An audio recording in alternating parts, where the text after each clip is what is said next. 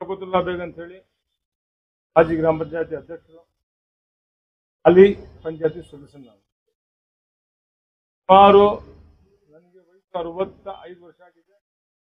40 ವರ್ಷದಿಂದ ನಾನು ರಾಜಕೀಯದಲ್ಲೇ ಇದ್ದೀನಿ. ನಮ್ಮ ಊರಲ್ಲಿ ಆವತ್ತಿಂದ ಹಿಂದೂಗಳಾಗ್ಲಿ ಮುಸ್ಲಿಂ ಆಗಲಿ ನಾವು ಹೊಂದಾಣೆ ಮಾಡ್ಕೊಂಡು ನಾವು ಹೋಗ್ತಾ ಇದ್ದೀವಿ. ಮಾಡ್ಕೊಂಡು ಹೋಗ್ತಾ ಇದೀವಿ. ಹಿಂದೂ ಮುಸ್ಲಿಂ ಅಂತ ಹೇಳ್ಬಿಟ್ಟು ನಾವು ಎಂಥದಿಲ್ಲ. ನ್ಯಾಯ ಪಂಚಾಯತಿ ಕೂತ್ಕೊಂಡ್ರೆ ನಾವು ಹಿಂದೂಗಳಾಗ್ಲಿ ಮುಸ್ಲಿಂ ಆಗಲಿ ತೀರ್ಮಾನ ಶೌಕತ್ಕೊಳ್ಳಿ ಅಂತ ಹೇಳ್ಬಿಟ್ಟು ಹಿಂದೂಗಳೇ ನಮ್ಮ ದೇವಸ್ಥಾನದಲ್ಲಿ ಕೂತ್ಕೊಳ್ಳಿ, ಸ್ಟೇಷನ್ ಹತ್ರ ಕೂತ್ಕೊಳ್ಳಿ, ನ್ಯಾಯದಲ್ಲಿ ಶೌಕ ತೀರ್ಮಾನ ಕೊಡ್ಲಿ ಅಂತ ನಮ್ಮ ಹಿಂದೂ ಬಾಯಿ ಬಾಯಿಸೋ ನಾವು ಇದ್ದೀವಿ. ನಾವು ಇವತ್ತು ದಿವಸ ಏನಾಗಿದೆ ಅಂದ್ರೆ ಎಲ್ಲೋ ನಾವು ಕೇಳ್ತಾ ಇದ್ರಿ, ಎಲ್ಲೆಲ್ಲೋ ಏನು ಹಿಂದೂ ಮುಸ್ಲಿಂ ಗಲಾಟೆ ಆಗ್ತದೆ ಅಂತ ಹೇಳ್ಬಿಟ್ಟು. ಬಟ್ ನಮ್ಮೂರಲ್ಲಿ ನಾವು ನೋಡಿಲ್ಲ, ಕೇಳಿಲ್ಲ. ನಾವು ಆವತ್ತು ಕೋಲಾರಲ್ಲಿ ಆಗ್ತದೆ, ಇಲ್ಲಾಗ್ತದೆ, ಅಲ್ಲಾಗ್ತದೆ ಅಂತ ನೋಡ್ತಾ ಇದ್ರು. ಇವತ್ತು ಹಿಂದೂಗಳು ನಮ್ಗೆ ಬಾಯಿ ಆಗ್ಬಿಟ್ಟು, ಹಿಂದೂ ಮುಸ್ಲಿಂ ನಾವು ಬಾಯಿ ಆಗ್ಬಿಟ್ಟಿದ್ದೀವಿ. ನಮ್ಮ ಜನ ಇವಾಗ ಒಂದು 4 ಜನ ಸೇರ್ಕೊಂಡು ನಮ್ಮಲ್ಲಿ ಮಾಡಬಾರ್ದು ಕೆಲಸ ಮಾಡಿ ನಮ್ಮನ್ನ ದೂರ ಮಾಡಿ ನಮ್ಮ ಜಾತಿನೇ ಅವಮಾನ ಮಾಡೋ ತರ ನಡೀತಾ ಇದೆ ನಮ್ಮ ಮಾಸ್ತಿ ಒಳಗೆ. ಯಾಕೆ ನಡೀತಾ ಇದೆ ಅಂದ್ರೆ ಇದು ವ್ಯವಹಾರ. ಸುಮಾರು ಇವಾಗ ನಮ್ಮ ಯಜಮಾನರು ಹೇಳುವಂಗೆ ಅವರು ಆ ಮಸೀದಿ ಅವರು ಸುನ್ನಿ ಜಮಾತ್ ಅವರು, ನಾವು ಅಲ್ಲಿ ಜಾಮೆ ಮಸ್ಜಿದ್ ಅಲ್ ಹದೀಸ್ ಜಮಾತ್ ಅವರು ಅವರು ಇವಾಗ ನಾವು ಸುಮಾರು ಇವಾಗ ಇಲ್ಲಿ ಗೋಲ್ಪೇಟೆಯಲ್ಲಿ ಒಂದು ಮಸೀದಿ ಇದೆ, ಅಧ್ಯಕ್ಷರು ಅಕ್ರಮ್ ಬಂದವ್ರೆ. ಉಪ್ಪರಹಳ್ಳಿಯಲ್ಲಿ ಮಸೀದಿ ಇದೆ, ನಮಸ್ಕಾರ ರಾಜೇಶ್ ಪಾಷಾ ಅಂತ ಅವರು ಪ್ರೆಸಿಡೆಂಟ್ ಬಂದವ್ರೆ, ಉಪ್ಪರಹಳ್ಳಿಯವರು. ಕೃಷ್ಣಾಪುರ ಅವರು ಜುನೇದ್ ಅಂತ ಹೇಳ್ಬಿಟ್ಟು ಇವರು ಪ್ರೆಸಿಡೆಂಟ್ ಬಂದವ್ರೆ. ನಮ್ಮ ಮಾಸ್ತಿ ಜಾಮೆ ಮಸೀದಿ ಇದು. ಇದ್ರ ಮುತ್ತಲ್ಲಿ ನಮ್ಮ ಸುಹೇಲ್ ಬೇಗ್ ಅಂತ ಹೇಳಿದ್ದಾರೆ. ನಾವು ಮಸೀದಿಯಲ್ಲಿ ಒಂದು ಸದಸ್ಯನಾಗಿದ್ದೀನಿ. ನಾವೆಲ್ಲ ಆವತ್ತಿಂದ ಇವತ್ತುವರೆಗೂ ಒಂದಾಗ ಆ ಮಸೀದಿಯಲ್ಲಿ ಯಜಮಾನ್ರು ಹೇಳೋಂಗೆ ಆ ಮಸೀದಿಯಲ್ಲಿ ಏನೋ ವ್ಯತ್ಯಾಸ ಆದ್ರೂ ನಮ್ಗೆ ಕರ್ಕೊಳ್ತಾ ಇದ್ರು. ನಮ್ಮಲ್ಲಿ ಏನೋ ವ್ಯತ್ಯಾಸ ಆಗಿ ಅದು ಜಾಸ್ತಿ ಏನೋ ಪ್ರಾಬ್ಲಮ್ ಆಗುವಂಗಿದೆ ಅವ್ರಿಗೂ ನಾವು ಕರ್ಕೊಂಡು ಒಂದು ಸಲಾಮ್ ಮಾಡ್ಕೊಂಡು ಹೋಗ್ತಾ ಇದ್ರು. ಇಲ್ಲೇನಾಯ್ತು ಅಂದರೆ ಸುಮಾರು ಒಂದು 6 ವರ್ಷದಿಂದ ಈಚೆ ನಮ್ಮಲ್ಲಿ 6 ವರ್ಷದಿಂದ ಈಚೆ ನಮ್ಮ ದರ್ಗಾ ಇಲ್ಲಿ ಜಮಾಲ್ ಶಾವಲಿ ಅಂತ ಹೇಳ್ಬಿಟ್ಟು ಇದು ಮಶಾನ್ದಲ್ಲಿ ನಮ್ಮ ಜಾಮೆ ಮಸೀದ್ ಮಶಾನ. ಅದು ಜಾಮೆ ಮಸೀದ್ ಅಂದರೆ ಯಾವ ನಾವು ಜಮಾಲ್ ಶಾವಲಿ ಅಂತ ಹೇಳ್ಬಿಟ್ಟು ಒಂದು 9 ಎಕರೆ ಜಮೀನು ಒಗ್ಬೋಟ್ ಜಮೀನು ಕೊಟ್ಟವ್ರೆ, 11 ಎಕರೆ ಜಮೀನು ಕೊಟ್ಟವ್ರೆ. ಅಲ್ಲಿ ಒಂದು 2-3 ಹಿರಿಯರಿಗೆ ಮಣ್ಣು ಮಾಡವ್ರೆ, ಅಲ್ಲಿ ಸಮಾಧಿ ಮಾಡವ್ರೆ. ಆ ಜಾಗದಲ್ಲಿ ಪೂಜೆ ಮಾಡ್ತಾ ಇದ್ರು ಹೋಗ್ತಾ ಇದ್ರು. ಯಾರ್ದು ಊರಿನವ್ರದ್ದು ಆ ಜಮಾಯ್ತವ್ರಾಗ್ಲಿ ಈ ಜಮಾಯ್ತವ್ರಾಗ್ಲಿ ನಮ್ದು ಯಾರ್ದು ಅದ್ರ ಅಭ್ಯಂತರನೇ ಇಲ್ಲ. ಅದಕ್ಕೆ ಅವ್ರು ಪೂಜೆ ಮಾಡ್ಕೊಳ್ತಾರೆ, ಅವ್ರವ್ರಿಗೆ ಇದು ಅವ್ರವ್ರು ಇದು ಅವ್ರ ಪದ್ಧತಿ ಅವ್ರು ಮಾಡ್ಕೊಳ್ಳಪ್ಪ, ನಾವೇನು ಅಡ್ಡ ಹೋಗೋದು ಬೇಡವೆಲ್ಲ ಅಂತ ಹೇಳ್ಬಿಟ್ಟು. ಈ ನಡುವೆ ಏನಾಯ್ತು ಅಂದ್ರೆ ಬರ್ತಾ ಏನಾಯ್ತು ಅಂದ್ರೆ 5,000 10,000 20,000 ಅಲ್ಲಿ ದುಡ್ಡು ತಗೊಳ್ಳೋದು, ಮಾಯಾ ಮಂತ್ರಗಳು ಮಾಡ್ತೀವಿ ಅಂತ ಹೇಳೋದು, ಹೆಂಗಸರಿಗೆ ಕರ್ಸೋದು, ಅದೆಲ್ಲ ಹೇಳ್ಬಾರ್ದು. ಅವೆಲ್ಲ ಕೆಲವು ಮಾಡಬಾರ್ದು ಚಟುಗಳೆಲ್ಲ ಅಲ್ಲಿ ನಡ್ಕೊಂಡು ಬರ್ತಾ ಇರೋದ್ರಿಂದ ನಮ್ಮ ಜಮಾಯತಲ್ಲಿ ಇವೆಲ್ಲ ನಾವು ನೋಡಿ ನಮ್ಮ ಊರಲ್ಲಿ ಅವತ್ತಿಂದ ಇಲ್ಲ. ಅದು ಅಣ್ಣ ನಾವು ನೋಡ್ಕೊಂಡು ಕೂತಿದ್ರೆ ಹಿಂಗೆ ಬೆಳೀತಾ ಇರ್ತದೆ ಇದೆಲ್ಲಾನು. ಆಚೆಯವರಿಂದ ಜನ ಬರ್ತಾರೆ.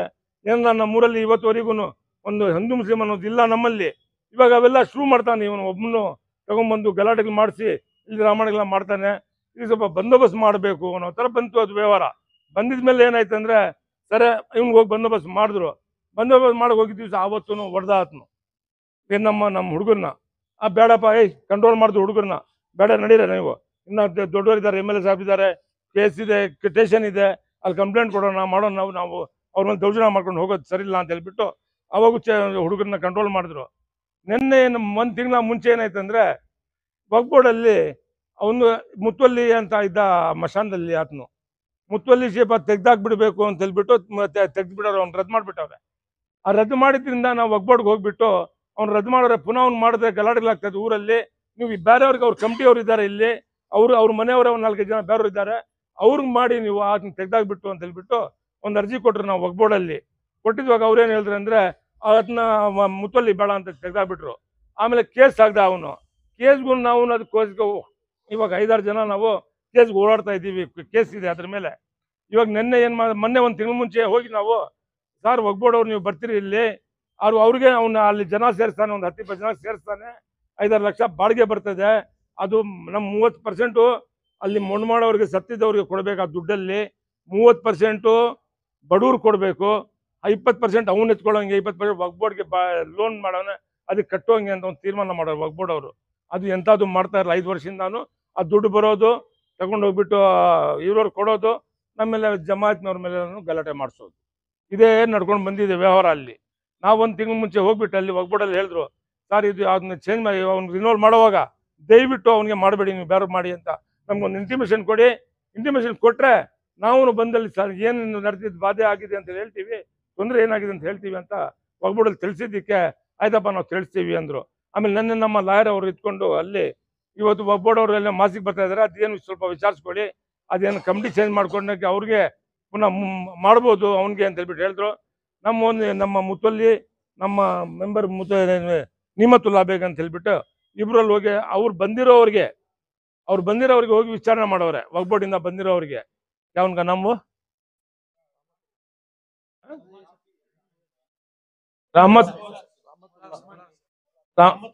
ರಹಮತುಲ್ಲಾ ಅಂತ ಹೇಳ್ಬಿಟ್ಟು ಕೋಲಾರಿಂದ ಒಗ್ಬೋರ್ಡಿಂದ ಬಂದಿದ್ರು.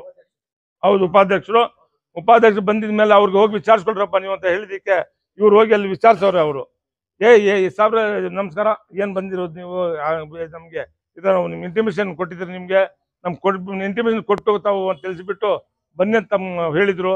ಇನ್ ಪೆಂಡಾಲ್ ಆಗ್ಬಿಟ್ಟು ನಮ್ಗೇನು ಅನುಮತಿ ಇಲ್ದಿದ್ರ ಸಿಕ್ಕಿದೆಲ್ಲ ಮಾಡ್ತಾ ಇದ್ದಾನೆ ಅಂದ್ರೆ ಕೇಳಕ್ ಹೋಗಿದ್ದಕ್ಕೆ ನೀನ್ ಯಾವ ನಿಮ್ಮ ಅಪ್ಪನಿಲ್ಲ, ನಮ್ಮ ಅಪ್ಪನ ಮಶಾನ ಇದು, ನೀನ್ ಯಾವನೋ ಬರೋಕೆ ಅಂತ ಹೇಳ್ಬಿಟ್ಟು ದೋಣಿಗಳು ಎತ್ಕೊಂಡು ಹೊಡೆದು ನಮ್ಮ ಮಿಡಿಯೋ ಸಾಹೇಬ್ರು ಇದ್ರಲ್ಲಿ ಕೆಲವು ಜನ ಅಲ್ಲಿ ಬಂದಿದ್ರು. ಅವ್ರ ಮುಂದೆನೆ ಅವ್ರು ಫೋಟೋ ಹಿಡ್ದವ್ರೆ, ಓಡಿಸಿ ಹೊಡೆದವ್ರೆ ಅವ್ರಿಗೆ ಹೋಗ್ಬಿಟ್ಟು. ನಮ್ಗೆ ಗೋಲ್ಡ್ ನೋಡೋಕೆ ಆಗಿಲ್ಲ ಹುಡುಗರಿಗೆ ಮಾಡ್ಕೊಂಡು. ಅಷ್ಟೆಲ್ಲ ಪೊಲೀಸ್ ಬಂದಿದ್ ಕೂಡಲೇ ಅಲ್ಲಿ ಕಂಟ್ರೋಲ್ ಮಾಡಿದ್ರಲ್ಲ, ಪೊಲೀಸವರು ಬಂದು ಕಂಟ್ರೋಲ್ ಮಾಡಿ ನಡೆದಪ್ಪ ಅಂತ ಎಲ್ಲರೂ ಬಂದ್ಬಿಟ್ರು. ಅವರು ಈ ಮಿಡಿಯಾ ಅವ್ರು ಹೊಡೆದಿದ್ದು ನೋಡ್ಬಿಟ್ಟು ಅದು ಇದು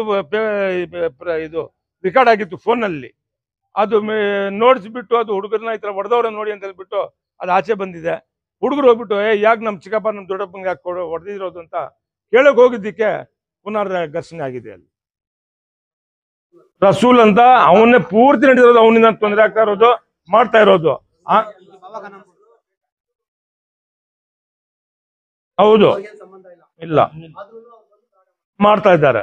ಆಮೇಲೆ ಹಂಗೆ ನಾವ್ ಇದ್ದೀವಿ, ಮಸೀದಿ ನಮ್ಮ ಅಪ್ಪಂದು ಇದ್ದಾರೆ ಸುಮಾರು 50 ಜನ ಇದ್ರಲ್ಲಿ ಆಫೀಸರ್ ಇದ್ರು, ಒಬ್ಬೊಬ್ಬ ಆಫೀಸರ್ ಇದ್ರು. ಮಸೀದಿಗೆ ಬೀಗ ಹಾಕ್ತೀನಿ ನಮ್ಮ ಅಪ್ಪಂದು ಮಸೀದಿ ಅಂತ ಹೇಳ್ದ. ಆವಾಗೂ ಹುಡುಗರು ಸಮಾಜಕ್ಕೆ ಆಗಿಲ್ಲ ಯಾರಿಗೂ. ನಾವು ಮಸೀದಿಗೆ ಬೀಗ ಹಾಕ್ತೀವಿ ಅಂದಿದ್ ಕೂಡಲೇ ನಮ್ಮ ಮನೆಗೆ ಬೀಗ ಹಾಕ್ಬಿಡ್ಲಿ ಅಣ್ಣ, ಪರವಾಗಿಲ್ಲ ತೊಂದರೆ ಇಲ್ಲ, ಮಸೀದಿ ಬೀಗ ಹಾಕ್ತ ಅಂತ ಹೇಳ್ತಾನೆ ಅವನು. ನಾವು ಬದುಕಿನ ಸುಖ ಇಲ್ಲ ಅಣ್ಣ, ನೀವು ದೊಡ್ಡವ್ರು ನಮ್ಗೆಲ್ಲಾನು ತುಳಿತಾ ಇದ್ರಿ ನೀವು ಅಂತ ಹೇಳ್ಬಿಟ್ಟು ಕೂತ್ಕೊಂಡ್ರು. ಸುಮಾರು ಒಂದು 200-300 ಜನ ಹುಡುಗರು ಸಮಾಜಕ್ಕೆ ಆಗಿಲ್ಲ ನಮ್ಮ ಕೈಯಲ್ಲಿ. ನಿನ್ನೆ ಆ ಮಸೀದಿಗೆ ಬೀಗ ಹಾಕ್ತೀನಿ ಅಂತ ಹೇಳ್ದ ಇವನು, ನಮ್ಮ ಕೈಯಲ್ಲಿ ಸಮಾಜಕ್ಕೆ ನಮ್ ಶಕ್ತಿ ಮೀರೋಗ್ಬಿಡ್ತು. ನಮ್ಮ ಅಪ್ಪಂದು ಮಶಾನಾಗ ಹೋದ್ರೆ ಆಧಾರ್ ಕಾರ್ಡ್ ತೋರಿಸ್ಬೇಕು, ಜಾಗ ತೋರಿಸ್ಬೇಕು. ಒಂದು ಆಧಾರ್ ಕಾರ್ಡ್ ತೋರಿಸಿ ಒಂದು ಜಾಗ ಅಳುವಲ್ಲಿ ಇರ್ತಾರೆ ಸತ್ತಿರೋದು ಮನೆಯಲ್ಲಿ ನೋವು, ಅಲ್ಲಿ ಹೋಗ್ಬಿಟ್ಟು ಜಾಗ ಇವನು ಆಧಾರ್ ಕಾರ್ಡ್ ಕೊಟ್ಟು ಅವ್ನು ತೋರಿಸೋರಿಗೆ ಗುಣಿ ಹೊಡೆಯೋಂಗಿಲ್ಲ. ಮಶಾನದಲ್ಲಿ ಈ 5-6 ವರ್ಷದಿಂದ ಈಚೆ ನಡೀತಾರ ವ್ಯವಹಾರ. ನಾವು ನಮಾಜ್ ಮಾಡಬೇಕು ಅಂತ ಹೇಳ್ಬಿಟ್ಟು ಅಲ್ಲಿ ಹೆಂಗಸರು ಗಂಡಸರು ನಾವಲ್ಲಿ ಖುತುಬಾ ಆಗಿದೆ, ರಂಜಾನು ಬಕ್ರೀದ್ 2 ಸಲ ಪ್ರೇಯರ್ ಮಾಡೋಕೆ ಹೋಗ್ತೀವಿ. ಅಲ್ಲಿ ಒಂದ್ ಕಡೆ ಹೆಂಗಸರು ಅಡ್ಡ ಗೋಡೆ ಹಾಕಿದೀವಿ, ಒಂದ್ ಕಡೆ ಗಂಡಸರು ಹಾಕಿದೀವಿ ನಮಾಜ್ ಮಾಡೋಕೆ.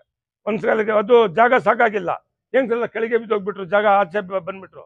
ಅದಕ್ಕೆ ಏನ್ ಮಾಡ್ತಾರೆ ಅಂದ್ರೆ ಅವ್ನಿಗೆ ಕರ್ಕೊಂಡು ರಸೂಲ್ಗೆನೆ ನೋಡಪ್ಪ ನೀನ್ ಮುತ್ತೊಲ್ಲಿ ಆಗಿದೀಯಾ, ಇದು ಸುಮಾರು ಒಂದು 3 ವರ್ಷದ ಮುಂದಿನ ವ್ಯವಹಾರ, ಇದು ಮಸೀದಿ, ಇದು ಮಶಾನ, ಇವಾಗ ಜಾಗ ಇಷ್ಟು ನಿನ್ ಮುತ್ತೊಲ್ಲಿ ಆಗಿದೆಯಾ, ಜಾಗ ನೋಡ್ತಾ ಇದೆಯಾ, ಈ ಥರ ತೊಂದರೆ ಆಗಿದೆ, ಇದನ್ನು ಸ್ವಲ್ಪ ದೊಡ್ಡದು ಮಾಡ್ಕೋಬೇಕು ಅಂತ ಹೇಳ್ಬಿಟ್ಟಿದೆ. ಅನೌನ್ಸ್ ಮಾಡಿದ್ರೆ ಅಲ್ಲಿ ಅನೌನ್ಸ್ ಮಾಡಿ ದುಡ್ಡು ಬೇಕು, ಯಾರು ಏನು ಕೊಡ್ತಿರೋ ಕೊಡ್ರೆ, ಇಂಥ ಮಶಾನದ ನಮಾಜ್ ಮಾಡೋ ಜಾಗ ಇನ್ನು ಸ್ವಲ್ಪ ಅಗಲ ಮಾಡಿ ಕಾಂಕ್ರೀಟ್ ಹಾಕಬೇಕು ಅಲ್ಲಿ ಅಂತ ಹೇಳ್ಬಿಟ್ಟು ಸುಮಾರು ಅಲ್ಲಿ ಈ ಇದು ವಾಲೆ ಕೊಟ್ಟರು ಹೆಂಗಸರು, ಉಂಗುರ ಕೊಟ್ಟರು, ಗಂಡಸರು 50ಇಂದ 1000, 5000, 10,000 ದುಡ್ಡು ಕೊಟ್ಟರು. ಅದೆಲ್ಲ ಕಲೆಕ್ಟ್ ಮಾಡಿಕೊಂಡು ಕೆಲಸ ಶುರು ಮಾಡಿಕೊಂಡು ಅವ್ನ ಅವ್ನ ಕೈಯಿಂದಾನೆ ಅಳತೆ ಮಾಡಿಸಿ ಮಾರ್ಕ್ ಮಾಡಿ ಅಲ್ಲಿ ಕೆಲಸ ಶುರು ಮಾಡಿ ಜಲ್ಲಿ ಎಲ್ಲ ಹೊಡೆದಿದ್ದು, ಜಲ್ಲಿ ಅಲ್ಲೇ ಇದೆ. ಅಲ್ಲಿ ಹೋಗ್ಬಿಟ್ಟಿದ್ದೆ ವಕ್ಬೋರ್ಡಲ್ಲಿ.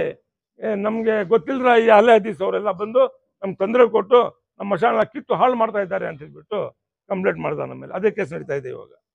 ಈ ರೀತಿ ತೊಂದರೆಗಳು ಒಬ್ಬನಿಂದ ನಮ್ಮ ಊರೆಲ್ಲ ಸುಮಾರು ಇವಾಗ 5 ಮಸೀದಿಯವರು ಇದ್ದಾರೆ, 5 ಜಮಾಯಿತರು ಇದ್ದಾರೆ ಸರ್, 7 ಮಸೀದಿಯವರು ಇದ್ದಾರೆ. ಇಲ್ಲಿ ಒಂದು ಮನೆ ಅವನು ಇಷ್ಟು ಕಷ್ಟ ಕೊಡ್ತಾ ಇದ್ದಾನೆ ಸರ್ ನಮ್ಗೆಲ್ಲರಿಗೂ. ಹೇಳ್ಬಿಟ್ಟು ಅವನು 1 ಕೋಟಿ ರೂಪಾಯಿ ಲೋನ್ ಮಾಡಿಸೋನು ಅಂಗಡಿಗಳಿಗೆ ಮುಂದೆ ಶಾಪಿಂಗ್ಸ್ ಕಟ್ಟವನೆ. ಅಲ್ಲಿ ಮುಂದ್ಗಡೆ ಶಾಪಿಂಗ್ಸ್ ಕಟ್ಕೊಂಡು ಅದು 1 ಕೋಟಿ ರೂಪಾಯಿ ಲೋನ್ ಮಾಡೋನೆ. ಒಂದು 60 ಲಕ್ಷ ರೂಪಾಯಿ ದುಡ್ಡು ಆತನಿಗೆ ಬಿಡುಗಡೆ ಆಗಿದೆ, ಗೌರ್ಮೆಂಟ್ ಹಣನೇ, ವಕ್ಬೋರ್ಡ್ ಹಣನೇ. ಇನ್ನು 40 ಲಕ್ಷ ಬರೋದಿದೆ. ನಿನ್ನೆ ವಕ್ಬೋರ್ಡ್ ಅವ್ರಿಗೆ ಅವ್ರು ಕಳ್ಸಿರೋದು ಅವನು ಅಲ್ಲಿ ಅನುಮತಿ ತಗೋಬೇಕು ಅವ್ರಿಗೆ. ನಾನು ಇದೆಲ್ಲ ಮಾಡ್ತಾ ಇದ್ದೀನಿ, ಡೆವಲಪ್ಮೆಂಟ್ ಮಾಡ್ತಾ ಇದ್ದೀನಿ, ಮಾಡ್ತಾ ಇದ್ದೀನಿ ತೋರಿಸ್ಬಿಟ್ಟು ಆ 40 ಲಕ್ಷ ಶಾಂಕ್ಷನ್ ಮಾಡಿಸ್ಕೊಳ್ಳೋದಕ್ಕೆ ಅಲ್ಲಿ ಪುನಃ ಆಫೀಸರ್ಗಳನ್ನ ಕರ್ಕೊಂಡು ಬಂದು ಇಲ್ದಿದ್ದೆಲ್ಲ ಮಾಡಿಸಿ ಅಲ್ಲಿ ಈ ತೊಂದರೆ ಕೊಡ್ತಾ ಇರೋದು. ಅವನು ಆ ಉದ್ದೇಶ ಮಾಡ್ಕೊಂಡೆ ಅವನ ಅಂಗಡಿಗಳು ಮಾಡ್ಕೊಂಡು ಅಲ್ಲಿ ಹಿಂದೆನೂ ಅವನು ಮಾಯಾಮಂತ್ರ ಮಾಡ್ಬೇಕಿಲ್ಲ.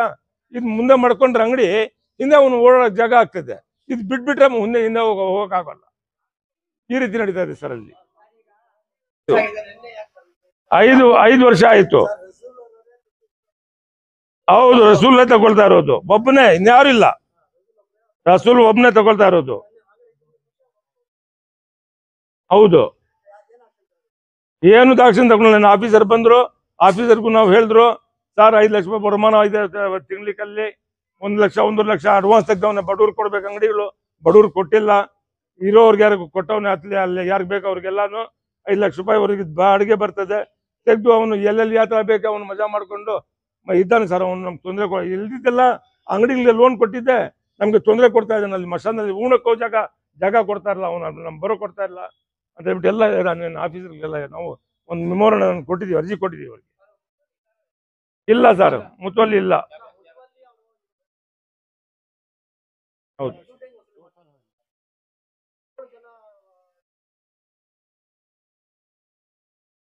ಸರ್, ಇದು ನಾವು 7 ಜನ ಮಸೀದಿ ಅವರು ಸುಮಾರು ಇದು ಅಂಗಡಿಗಳು ಓಪನ್ ಆಗಿ 4-5 ವರ್ಷ ಆಗ್ತಾ ಬಂದ್ಬಿಟ್ಟು ಆವಾಗಿಂದ 2-3 ಸಲ ನಾವು ಅಲ್ಲಿ ಹೋಗ್ಬಿಟ್ಟು ಅಟ್ಯಾಕ್ ಮಾಡಿದ್ದೀವಿ. ಇಲ್ಲಪ್ಪ ಈ ಥರ ಮಾಡಬಾರ್ದು, ನೀನು ಮಣ್ಣು ಹೆಣ ಸತ್ತಿರೋರಿಗೆ ದುಡ್ಡು ಕೊಡಬೇಕಲ್ಲಿ ಮಶಾನಕ್ಕೆ, ಆ ಬಾಡಿಗೆ ಬರೋದ್ರ ದುಡ್ಡಲ್ಲಿ ಬಡವ್ರಿಗೆ ಕೊಡಬೇಕು, ಅಲ್ಲಿ ಕಲ್ಲು ಮಣ್ಣು ಅದು ಕ್ಲೀನ್ ಮಾಡಬೇಕು, ಅದ ಡೆವಲಪ್ಮೆಂಟ್ ಮಾಡ್ಬೇಕು, ನೀನು ಆ ಥರ ಮಾಡೋದು ಸರಿಯಿಲ್ಲ ಅಂತ ಹೇಳಿದ್ರೆ ಅಲ್ಲಿ ಹೋಗ್ತಾನೆ, ಗಲಾಟೆ ಮಾಡಿಸ್ತಾನೆ ನಮ್ಮ ಮೇಲೆ, ಅಲ್ಲಿ ಕೇಸ್ ಅಂತ ಹೇಳ್ಬಿಟ್ಟು ಹೋಗ್ಬೋಡ್ಗೆ ಹೋಗ್ತಾನೆ. ಇದೇ ರೀತಿ 4 ಕೇಸ್ಗಳಾಗಿದೆ ನಮ್ಮ ಮೇಲೆ. ಕೇಸ್ ಇವಾಗ ಓಡಾಡ್ತಾ ಇದೀವಿ ಕೇಸ್. ನಾವು ಏನೂ ಆಗಿಲ್ಲ, ಕೋರ್ಟ್ ನಡೀತಾನೆ ಇದೆ. ಬೋರ್ಡ್ ಅವರು ಯಾರಿಲ್ಲ, ಬೋರ್ಡ್ ಅವ್ರಿಗೆ ಅಲ್ಲಿ ಏನೇನು ಮಾಡ್ಬೇಕು, ಯಾವ ಮಾತುಗಳು ಹೇಳ್ಬೇಕು, ಏನ್ ಮಾಡ್ಬೇಕೆಲ್ಲ ಔಷಧ ವ್ಯವಸ್ಥೆ ಮಾಡ್ತಾ ಇದ್ದಾನೆ. ಆರಾಮಾಗಿ ಅವ್ನು ನಡ್ಸ್ಕೊಂಡು ಹೋಗ್ತಾ ಇದ್ದಾನೆ ಸರ್. ಇಲ್ಲಿ ಆ ಒಂದು ಮನೆಯವನು ಕಷ್ಟ ಕೊಡ್ತಾ ಇರೋದು, ಯಾರು ದೇವ್ರು ಮುಟ್ಬಿಟ್ಟಿದೆ ನಮ್ಗೆಲ್ಲ ನಮ್ಮ ಬಾಧೆಗಳು ಸರ್. ನಾವು ಅವೆಲ್ಲ ಮಾತಾಡ್ತೀವಿ. ನಾವು ಅದಕ್ಕೆ ಬಂದಿದ್ದೀನಿ ಇವತ್ತು. ಎಲ್ಲ ಅವ್ರ ಹತ್ರ ಏನು ರೆಕಾರ್ಡ್ ತರಿಸ್ಕೊಳ್ತೀನಿ, ಎಲ್ಲ ಎನ್ಕ್ವೈರಿ ಮಾಡಿಸಿ ನಿಮ್ಗೆ ನಾನು ಕರೆಸಿ ಅವ್ರಿಗೆ ನಿಮ್ಮೆಲ್ಲ ಕರೆಸಿ ಮಾತಾಡ್ತೀನಿ ಅಂತ ಹೇಳ್ಬಿಟ್ಟು ಬರ್ತೀನಿ ಅಂತ ಹೇಳ್ಬಿಟ್ಟು ಒಟ್ಟರು ಹೋಗಿ ಸರ್. ಅವರು ಅವನು ಚೇಂಜ್ ಆಗ್ಬೇಕು ಅಲ್ಲಿಂದ. ರಸೂಲ್ ಅಂತ ಅಧ್ಯಕ್ಷ ಇರಬಾರ್ದು. ಅವ್ರು ವಂಶದವ್ರು ಇದ್ದಾರೆ ಅಲ್ಲಿ ಸಲೀಮ್ ಅಂತಿದ್ದಾರೆ, ಅಲ್ಲಿ ಅವ್ರನ್ನ ಇನ್ನೂ 4 ಜನ ಇದ್ದಾರೆ. ಅವ್ರ ಪೈಕಿ ಯಾರಿಗಾನ ಮಾಡ್ಕೊಳ್ಳಿ, ಅವ್ರ ಪೈಕಿ ಯಾರೋ ಅವ್ರವ್ರ ಜಮೀನಲ್ಲಿ ಹಂಚ್ಕೊಂಡವ್ರೆ. 2 ಎಕರೆ 3 ಎಕರೆ ನೀನು ಇದು ಮಾಡ್ಕೋಬೇಕು, ನಾನು ಇದು ಮಾಡ್ಕೋಬೇಕು, ನೀನು ಅದು ಮಾಡ್ಕೋಬೇಕು. ಸತ್ತಿದ್ವಾಗ ಜನ ನಮ್ದು ಇದನ್ನ ಜಾಗ ಬಿಟ್ಕೊಡೋಣ ಅಂತ ಹೇಳ್ಬಿಟ್ಟು ಅವ್ರವ್ರ ವಂಶದವ್ರು ಎಲ್ಲ ಮಾತಾಡ್ಕೊಂಡು ಇದು ಮಾಡ್ತಾ ಇದ್ದಾರೆ. ಬಟ್ ಅವರೆಲ್ಲಾನು ನಮ್ಮ ಜೊತೆಯಲ್ಲೇ ಇದ್ದಾರೆ ಎಲ್ರು. ಅವನು ಒಬ್ಬ ಮಾತ್ರ ಅವರ ತಂದೆ ಆಲೆ ಹದೀಸ್, ಅವನು ಆಲೆ ಹದೀಸ್, ಅವ್ರ ತಾತ ಆಲೆ ಹದೀಸು. ಇವಾಗ ನಾನು ಆಲೆ ಹದೀಸ್ ಇಲ್ಲ, ಆಲೆದವ್ರನ್ನ ತೊಂದರೆ ಕೊಡ್ತಾ ಇದ್ದಾರೆ ಅಂತ ಹೇಳ್ತಾ ಇದ್ದಾನೆ. ಆಲೆ ಹದೀಸವನ್ನ ಆಗಿ ಯಾಕೆ ಅವ್ರಿಗೆ ಬದಲಾವಣೆ ಆಗ್ಬೇಕು ನಮ್ಮ ಇದಷ್ಟೇ. ಅವ್ನು ಒಬ್ಬನ ಬದಲಾವಣೆ ಆಗಿದ್ರೆ ಊರು ಶಾಂತವಾಗಿರುತ್ತೆ ಸರ್. ಇಲ್ಲ, ಪುನಃ ಅವನಿಗೆ ಇವಾಗ ಅರ್ಜಿ ಹಾಕೊಂಡವನ ಅವನು ಮುತ್ತಲ್ಲಿ ನಾನೇ ಆಗ್ಬೇಕು ಅಂತ ಹೇಳ್ಬಿಟ್ಟು. ಹೌದು, ರಿನೋವಲ್ ಹಾಕೊಂಡವನೆ. ಹೌದು ಹೌದು ಸರ್, ಹೌದು ಹೌದು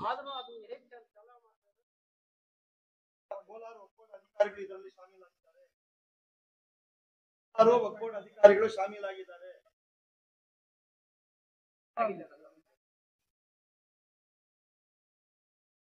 ಊರಲ್ಲಿ ಅಶಾಂತಿ ಸುತ್ತೋದು, ಮಾಧ್ಯಮದವರಿಗೆ, ಪೊಲೀಸ್ ಇಲಾಖೆಗೆ ಒಂದು ತಪ್ಪು ಸಂದೇಶ ಕೊಡೋದು. ಈಗ ಮಾಸ್ತಿ ಅಂತ ಹೇಳಿದ್ರೆ ಒಂದು ಶಾಂತಿ ತೋಟ ಇದು. ಒಂದು ಗಣೇಶನ ಹಬ್ಬ ಆದ್ರೆ ಎಲ್ಲ ಮುಸ್ಲಿಮ್ಸು ಗಣೇಶನ ಹಬ್ಬದಲ್ಲಿ ನಾವು ಆಚರಣೆಯಲ್ಲಿ ಇರ್ತೀವಿ. ಒಂದು ರಂಜಾನ್, ಒಂದು ಬಕ್ರೀದ್ ಹಬ್ಬ ಆದ್ರೆ ನಮ್ದು ಒಂದು ಮೆರವಣಿಗೆ ಹೋಗುತ್ತೆ 7 ಮಸೀದಿಯಿಂದ, ಗೊಲ್ಪೇಟೆ, ಉಪಾರಹಳ್ಳಿ, ಕೃಷ್ಣಾಪುರ, ನಾಗದೇಪಹಳ್ಳಿ, ಮಾಸ್ತಿ, ಇದು ಸರ್ಕಲ್ ಇಂದ ಹಿಡಿದು ಈಗ ಹೇಳ್ತಾ ಇದ್ರಲ್ಲ ಅಲ್ಲಿ ಒಂದು ಈದ್ಗಾ ಮೈದಾನ ಇದೆ, ಅಲ್ಲಿ ಹೋಗಿ ನಾವು ಪ್ರೇಯರ್ ಮಾಡ್ತೀರಿ. ಅಲ್ಲಿವರೆಗೂ ಬರೀ ಮುಸ್ಲಿಮ್ಸ್ ಹೋಗೋದಿಲ್ಲ, ಈ 4-5 ಊರವರು ಸೇರಿಸಿ 7 ಮಸೀದಿಯವರು ಸೇರಿ ಇವ್ರ ಜೊತೆಗೆ ಸುತ್ತಲಿನ ಹಳ್ಳಿಯಲ್ಲಿರುವಂತ ರೈತರು, ಹಿಂದೂ ಬಾಂಧವರು, ನಮ್ಮ ಸಹೋದರರು ಹಿಂದೂ ಬಾಂಧವರು ಕೂಡ ನಮ್ಮ ಮೆರವಣಿಗೆಯಲ್ಲಿ ಬರ್ತಾರೆ. ಅಂತ ಮಾಸ್ತಿ ಶಾಂತಿಯ ತೋಟ. ಸುಮಾರು ನಮ್ಮ ದೊಡ್ಡವರು ಹೇಳಿದಂಗೆ 6,000-7 ಸಾವಿರ ಜನ ಇದ್ದಾರೆ. ಈ 6,000-7 ಸಾವಿರ ಜನರಿಗೆ 3-4 ಜನ ತಪ್ಪು ಸಂದೇಶಗಳನ್ನು ಕೊಟ್ಟು ಸರ್ಕಾರಕ್ಕೆ ಮಾಧ್ಯಮದವರ ದೃಷ್ಟಿಯನ್ನ ಬೇರೆ ಕಡೆ ತಿರ್ಸಿ ಆ ಕಡೆ ಒಂದು ಬಿಸ್ನೆಸ್ ಒಂದು ಲಿಂಕ್ ಮಾಡ್ಕೊಂಡಿದ್ದಾರೆ ಅಷ್ಟೇ ಇವರು.